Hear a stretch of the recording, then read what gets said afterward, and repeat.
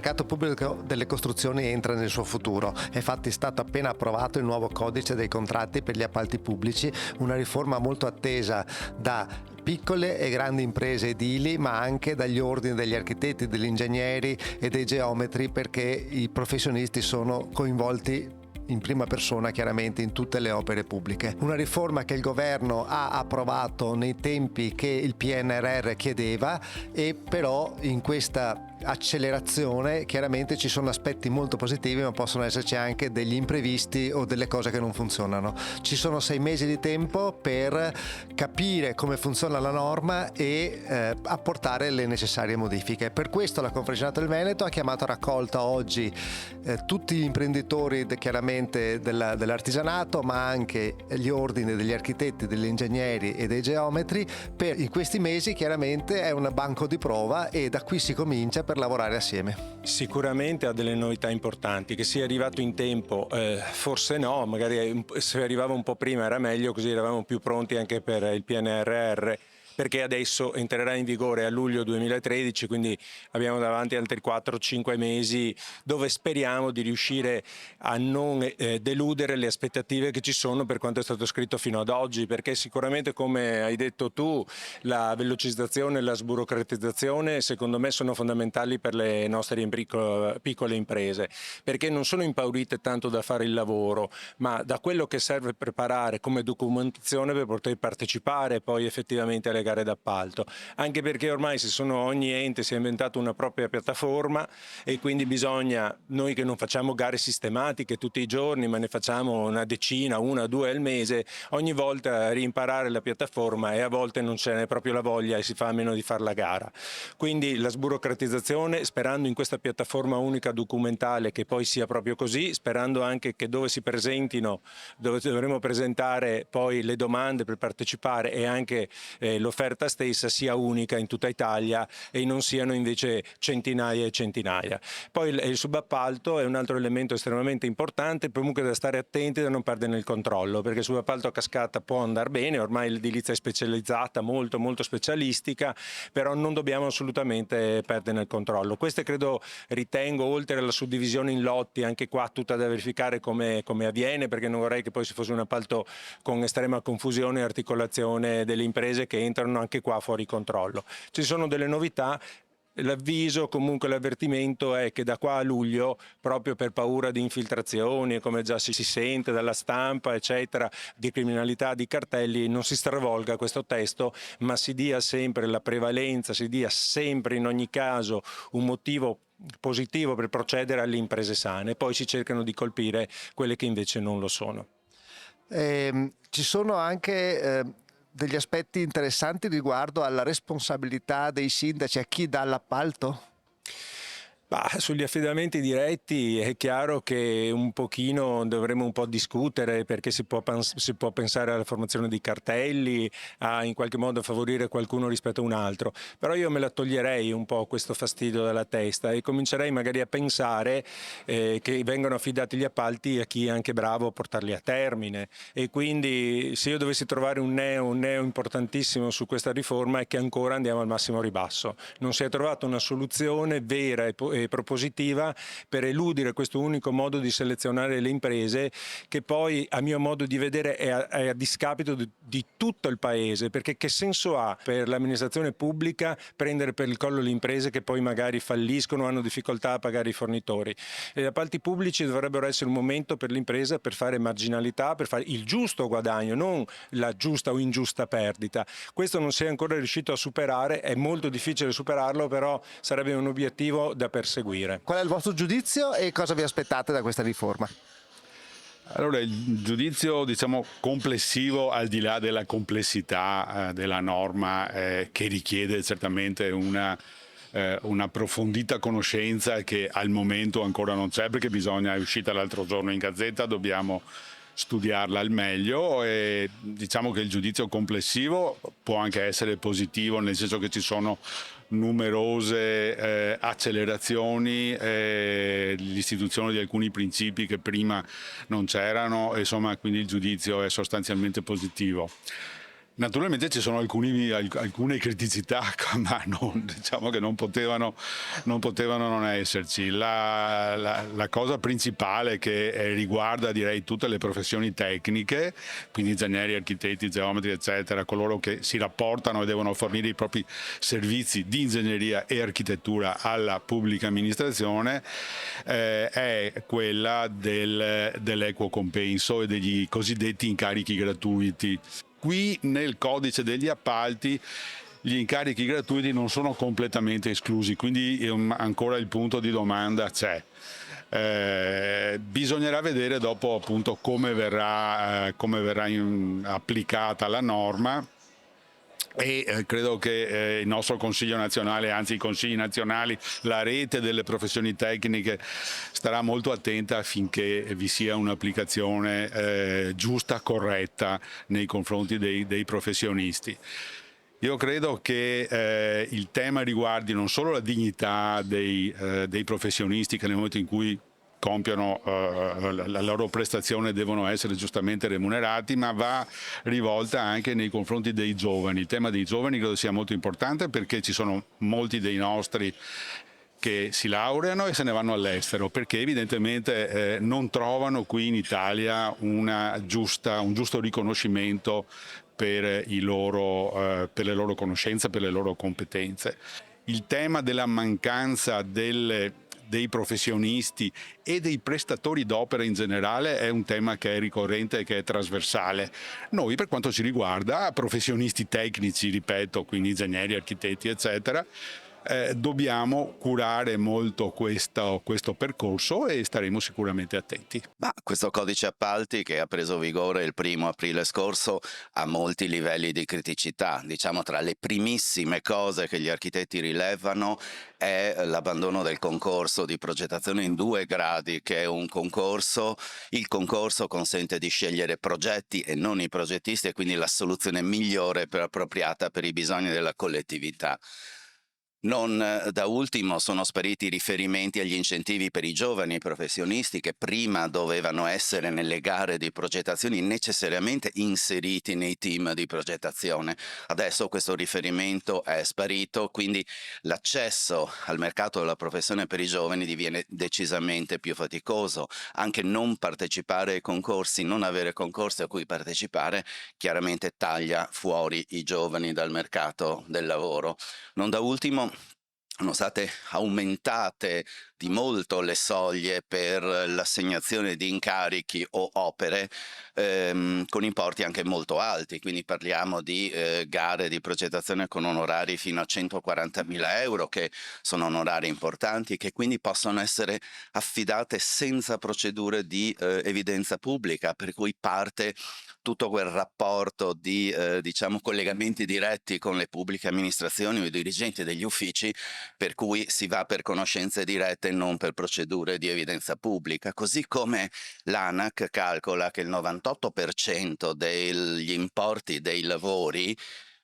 per gare fino a 5.300.000 euro possa essere ugualmente affidato senza gare di evidenza pubblica. Tutto questo cambia il mercato delle costruzioni, così come l'utilizzo dell'appalto integrato, per esempio, nel quale il livello di progettazione esecutiva passa direttamente all'impresa, quindi viene appaltato, farà sì che si produca tutto un mercato della progettazione connesso alla costruzione, con obiettivi diversi tra progettisti, pubbliche amministrazioni e imprese, perché la pubblica amministrazione ha l'obiettivo dell'interesse collettivo da perseguire, l'impresa ha invece l'obiettivo del profitto, naturalmente, e tenere insieme questi 2 aspetti, quando la progettazione verrà svolta dalle imprese, la progettazione esecutiva, dico, non sarà affatto facile costruire uno scenario di pesi e misure equilibrati. Diciamo che gli architetti vedono questo codice contratti come un elemento di elevata problematicità per il futuro. Ci auguriamo soltanto che l'ansia da novità sia quella che ci fa preoccupare, e che magari il futuro ci mostri un percorso che adesso non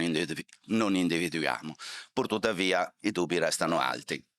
Ci sono comunque 6 mesi di tempo perché ci sarà dato per l'estate un momento di riflessione, quindi ci sarà anche modo di valutare in questi 6 mesi quali sono i problemi da poter risolvere. Certamente, certamente si devono anche esprimere anche molti altri enti, l'ANAC sta studiando questo codice a contratti, pur tuttavia quello che all'inizio, subito dopo la pandemia, poteva sembrare una condizione emergenziale, adesso con questo codice contratti è stata trasformata in una situazione stabile, in una situazione di progetto stabile, nel quale tra l'altro l'amministrazione, la pubblica amministrazione in molti casi sposta il proprio impegno nella tutela del progetto, della qualità del progetto, della qualità delle opere pubbliche, sposta questo impegno al mercato privato, cioè al mercato delle imprese, che nel caso degli appalti integrati assumeranno direttamente il progettista che farà l'esecutivo. Quindi vorrà dire che il progettista non sarà più al servizio della pubblica amministrazione, ma il progettista sarà al servizio della privata impresa. Per carità, ci sono imprese straordinarie che producono opere straordinarie, che hanno degli uffici tecnici importanti. Ma se l'obiettivo era anche quello di favorire le piccole e le medie imprese da parte di questo codice che è basato sulla fiducia alle imprese, così dicono gli organi politici, quando noi ci ritroveremo ad aumentare tantissimo le soglie di affidamento dei lavori, non saranno certo le piccole e medie imprese che riusciranno ad accedere facilmente e velocemente anche con gli appalti integrati, poiché le imprese piccole non hanno un ufficio tecnico spesso, non è affatto detto che saranno queste piccole e medie imprese a essere favorite da questo mercato, saranno le grandi imprese che riusciranno ad accaparrarsi ampie fette di mercato, così come nel mercato della progettazione succederà che saranno le grosse società di progettazione che strutturate, articolate con uffici anche da decine e decine, in alcuni casi anche centinaia di persone, riusciranno a rispondere in tempi brevi e diciamo contratti alle regole dell'appalto integrato in relazione alle imprese. Diciamo che è un quadro che tende a apparentemente, almeno ad ora, favorire in realtà le imprese più grosse, le imprese più strutturate, quantomeno all'inizio dell'entrata in vigore di questo codice, e i grossi studi di progettazione, riducendo quindi la fetta di mercato per gli studi di medio livello. Ricordo che in Italia gli studi di progettazione, contrariamente ad altri paesi europei, gli architetti nello specifico, visto che conosco questi dati, hanno una dimensione di circa 1,5 persone. Quindi vuol dire che un'ampia fetta di mercato della progettazione verrà, diciamo, se non tagliata fuori, verrà messa in difficoltà, cosa che già succede, ma adesso non potrà che essere, diciamo, incrementato questo livello di problema. Certamente il futuro della professione non è quello degli studi piccoli, degli studi limitati, è il futuro di studi interdisciplinari con le competenze che si mettono insieme tra loro per ottenere risultati complessi, perché oggi il progetto è un tema di grande complessità che va a coinvolgere i temi della progettazione architettonica così come li conosciamo noi, ma la complessità tecnologica ormai è diventata altissima. La componente tecnologica, se prima valeva un percentuale come il 20, il 30%, oggi nei progetti arriviamo anche a percentuali del 50-55%, quindi capiamo che gli architetti e i tecnici in genere devono collaborare tra loro perché le competenze sono molto diverse in termini impiantistici, efficienza energetica, acustica, strutturale naturalmente, quindi la complessità è sempre più grande. Ovviamente via via gli studi dovranno strutturarsi e iniziare a lavorare in gruppi, in team. Quali sono gli aspetti che voi ritenete più positivi e quelli che magari qualche criticità che individuate su questo codice che adesso però è appena arrivato e quindi bisogna anche analizzare con calma? Sì, giustamente come dice lei, è un codice appena approvato che entrerà in vigore da luglio e che diventerà obbligatorio dal 1° gennaio del 2024, quindi ci sono circa 8 mesi, 9 mesi di tempo per valutare appunto come dice lei le criticità e dove sono i problemi. Da un punto di vista così dell'impianto, diciamo che il PNRR ha costretto il Consiglio di Stato di fatto, perché è stato scritto dal Consiglio di Stato su mandato dell'ex Premier Monti, appunto è stato scritto per agevolare e accelerare molto gli appalti pubblici. Quindi l'accelerazione è sicuramente una cosa positiva. Quello che va monitorato attentamente, va verificato attentamente sono gli aspetti degli affidamenti diretti, soprattutto nelle soglie, non tanto la prima soglia dei 150.000 euro, che insomma riprende di fatto quello che aveva già previsto il governo Conte, ma di fatto quelli che vanno attorno, cioè che arrivano fino a 5 milioni e 3, che quindi capisce bene anche lei che sono degli appalti che hanno intrinsecamente, potenzialmente dei problemi di affidamento, perché saranno sicuramente complessi sia dal punto di vista delle imprese che dal punto di vista dell'individuazione anche dei professionisti che interverranno. L'appalto integrato che è stato previsto in maniera molto molto forte, anche qui dovrà essere valutato attentamente, perché avendo eliminato i 3 livelli di progettazione, quindi il preliminare, il definitivo e l'esecutivo, e avendo già ancora con la prima stesura introdotto lo studio di fattibilità tecnico-economica, che di fatto è preliminare definitivo, e passando poi l'esecutivo totalmente all'impresa aggiudicataria o comunque assegnataria dei lavori, deve far riflettere sul fatto che o il progetto, lo studio di fattibilità tecnico-economica è fatto molto molto bene, con molta attenzione, altrimenti si rischia appunto che le previsioni economiche con gli studi poi non trovino riscontro nella progettazione esecutiva, quindi con difficoltà poi anche di rispettare gli importi che sono stati appaltati. Questo è un po' l'aspetto che è un misto di positivo e negativo, cioè, quindi è un aspetto di un dualismo che dobbiamo attenzionare noi come professionisti, ma penso che sia interesse un po' di tutti, anche della stessa stazione appaltante, perché appunto è là che si gioca un po' tutta la procedura, tutta la velocità, perché se poi a livello di costi si va a sforare quello che è stato previsto, è chiaro che dall'agevolazione tempistica si rischia invece di passare all'aspetto opposto dell'allungamento per chiarire le problematiche che dovessero sorgere.